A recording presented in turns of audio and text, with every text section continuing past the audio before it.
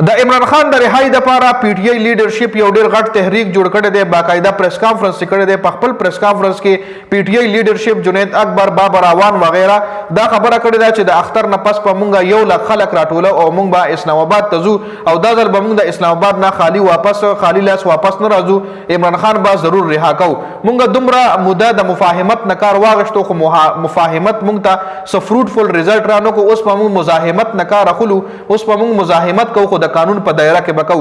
د اختر نه پس به باقاعده یو ډیر غټ احتجاج کیږي چې پکې به مونږ 1 لک خلک راټولو او دا احتجاج به د قانون په دایره کې کیږي. مونږ به اسلام آباد ته ځو.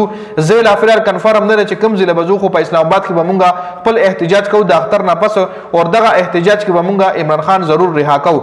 د پی ټی آی لیډرشپ باقاعده دا اعلان هم کړی دی چې مونږ له هغه خلک پکار دي چې کوم په حقیقت کې عمران خان لپاره سناسه منډه تړه قرباني ورکول شي. مونږ له هغه خلک نه دي پکار چې صرف د خپل کرسۍ د پاره د خپل ایم ان ای ایم پی سیټ د پاره مونږ سره منډه تړوي خو چې کله سخت وخت راشي او دغه خلک مونږ نه او تختی. نو پی ټی آی لیډرشپ دا ځل سیریس دی. ګورو با چې د اختر نه پس د عمران خان د رهائی د پاره سر لایحه عمل جوړي، کم پلان جوړي.